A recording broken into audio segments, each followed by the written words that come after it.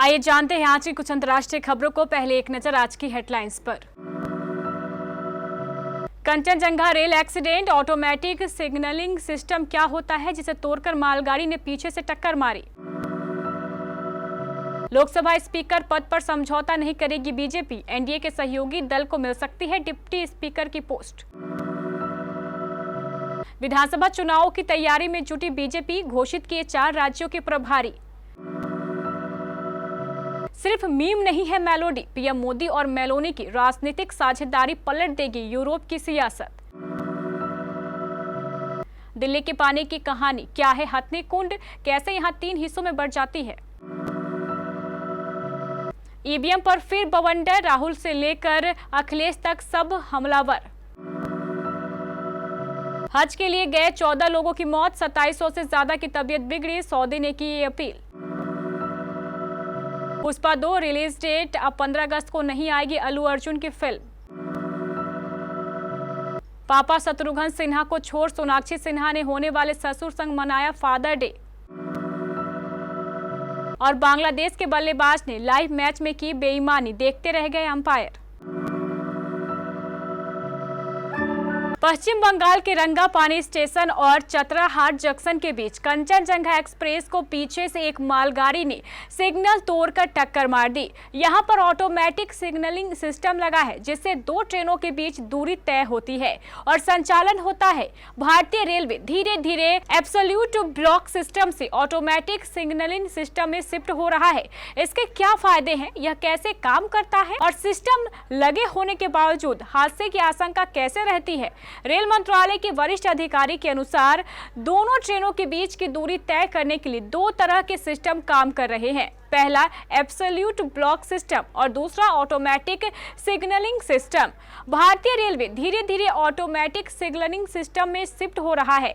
Absolute block system पुराना है, हालांकि अभी भी तमाम जगह पर यही लगा हुआ है। मोदी 3.0 सरकार के गठन के बाद से बीजेपी ने साफ कर दिया है कि वह अपने सहयोगियों के आगे नहीं झुकेगी।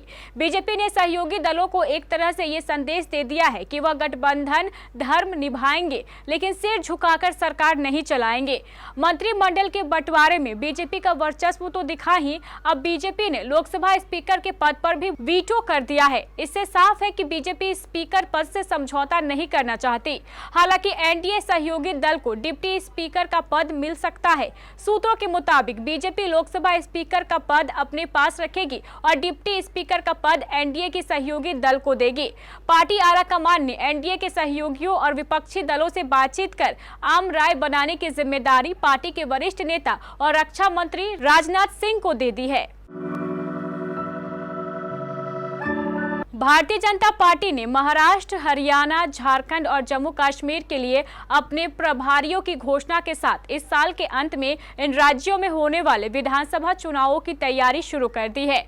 लोकसभा चुनावों में कुछ राज्यों में भगवा पार्टी को झटका लगा था, उसमें महाराष्ट्र और हरियाणा भी शामिल है। महाराष्ट्र एक ऐसा अहम राज्य है जहां होने वाले राजनीतिक उठापटक का असर केंद्रीय राजनीति पर भी पड़ता है। यहां इस साल होने वाले विधानसभा चुनावों के प्रबंधन के लिए बीजेपी ने अपने 2 केंद्रीय मंत्रियों को जिम्मेदारी सौंपी है। भाजपा ने केंद्रीय मंत्री भूपेंद्र यादव को महाराष्ट्र विधानसभा चुनाव के लिए अपना प्रभारी नियुक्त किया है। वहीं अश्वनी वैष्णव सह प्रभारी होंगे। शिक्षा मंत्री धर्मेंद्र प्रधान हरियाणा में पार्टी के चुनाव अभियान की देखरेख करेंगे और त्रिपुरा के पूर्व मुख्यमंत्री बिप्लब कुमार देव उनकी सहायता करेंगे। जबकि कृषि मंत्री शिवराज सिंह चौहान को झारखंड के लिए चुनाव प्रभारी नियुक्त किया गया है। G7 शिखर सम्मेलन में इटली की प्रधानमंत्री जॉर्जिया मेलोनी और पीएम नरेंद्र मोदी का सेल्फी वीडियो काफी चर्चाओं में है। वीडियो में पीएम मेलोनी ने प्रधानमंत्री मोदी के साथ खड़े होकर टीम मेलोडी का जिक्र किया। जॉर्जिया मेलोनी के नेतृत्व में भारत और इटली के रिश्ते काफी मजबूत हुए हैं। दोनों ही नेताओं की स्थानीय राजनीति में पकड़ बहुत मजबूत है और यह मेलोडी टीम अपने आने वाले समय में यूरोप की सियासत में बड़ा बदलाव लेकर आ सकती है। दोनों देशों में राइट विंग की राजनीति मजबूत हो रही है। प्रधानमंत्री नरेंद्र मोदी 9 जून को लगातार तीसरी बार देश के पीएम बने हैं। उधर जॉर्जिया मेलोनी के नेतृत्व में इटली और यूरोप में राइट विंग की राजनीति बढ़ती दिख रही है। वहीं G7 के बाकी देश जहां पर लिबरल डिप्लोमेसी है, वहां भी मौजूदा राष्ट्राध्यक्ष अपनी सत्ता बचाने के लिए जूझ रहे हैं। दिल्ली में इन दिनों पानी की किल्लत को लेकर जमकर राजनीति हो रही है। भीषण गर्मी के बीच आम लोग बूंद बूंद पानी को तरस रहे हैं। ऐसे में लोग ये जानना चाहते हैं कि आखिर ऐसा क्यों हो रहा है। हिमाचल से छोड़ा जाने वाला पानी दिल्ली तक क्यों नहीं पहुंच पाता। हिमाचल और दिल्ली के बीच हथनी कुंड बैराज पर ऐसा क्या होता है कि दिल्ली तक आते आते मूनक नहर सूख सी जाती है। हिमाचल से दिल्ली के लिए छोड़े जाने वाला पानी हरियाणा के हथनी कुंड बैराज में आता है। दिल्ली सरकार आरोप लगाती रही है कि हरियाणा की ओर से हथनी कुंड बैराज से उपयुक्त मात्रा में दिल्ली के लिए पानी नहीं छोड़ा जाता है, जिससे पानी की किल्लत होती है। हथनी कुंड बैराज से पानी मूनक नहर के जरिए दिल्ली में आता है। फिर ये पानी दिल्ली के अलग अलग वाटर ट्रीटमेंट प्लांटों में भेजा जाता है। लेकिन आजकल दिल्ली पानी की किल्लत से जूझ रहा है। लोग परेशान हैं और सरकार पूरी तरीके से फेलियर नजर आ रही है। देश में फिर से इलेक्ट्रॉनिक वोटिंग मशीन का जिन बोतल से बाहर आ चुका है। इसे लेकर तमाम बयानबाजी और चर्चाएं हो रही हैं। एक बार फिर से ईवीएम की जगह बैलेट पेपर की मांग उठने लगी है। इस बार यह बहस और मांग नेशनल नहीं बल्कि इंटरनेशनल हो चुकी है।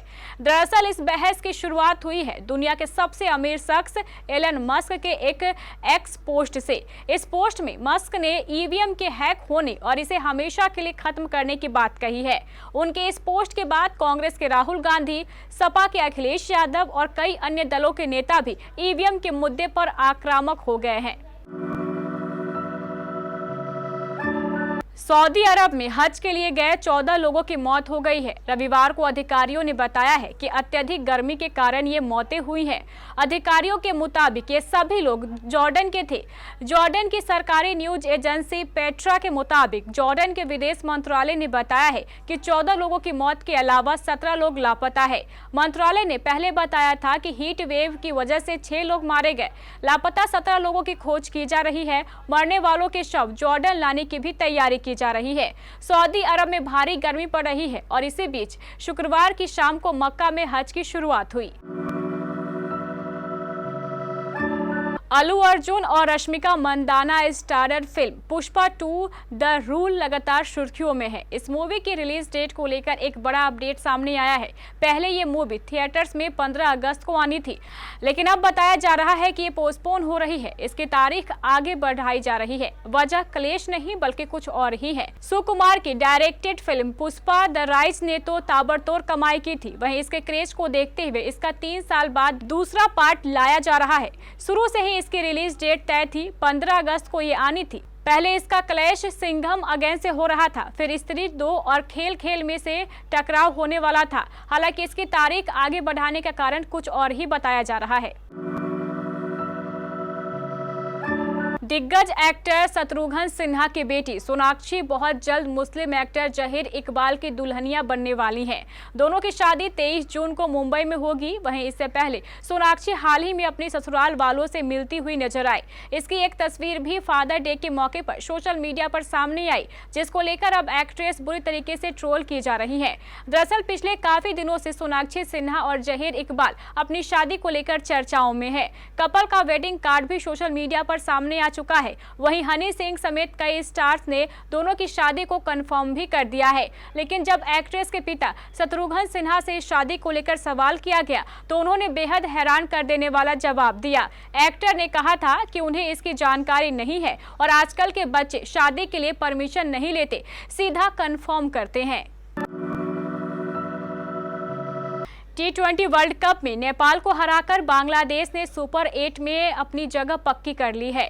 बता दें कि T20 वर्ल्ड कप में 37वें मैच में बांग्लादेश की टीम 21 रन से मैच जीतने में सफल रही। इस मैच में बांग्लादेश ने पहले बल्लेबाजी की थी और 106 रन बनाए थे। वहीं नेपाल की टीम 19.2 ओवर में 85 रन ही बना सकी। इस जीत के साथ ही बांग्लादेश सुपर 8 में पहुंचने में सफल रहा। भले ही बांग्लादेश की टीम सुपर 8 में पहुंचने में सफल हो गई, लेकिन मैच के दौरान जब बांग्लादेश की टीम बल्लेबाजी कर रही थी और क्रीज पर तमीज हसन, साकिब और जाकिर अली बल्लेबाजी कर रहे थे तो एक ऐसी घटना घटी जिसने सोशल मीडिया पर बवाल मचा दिया। दरअसल बांग्लादेश की पारी के 14वें ओवर की आखिरी गेंद जो संदीप लामिछाने ने की थी, उस गेंद को तमीज हसन खेल पानी से चूक गए और गेंद पैड पर लगी, जिसके बाद गेंदबाज ने एलबीडब्ल्यू की अपील की, जिसे अंपायर ने आउट दे दिया। लेकिन इसके बाद जो हुआ उसने फैंस को हैरान कर दिया।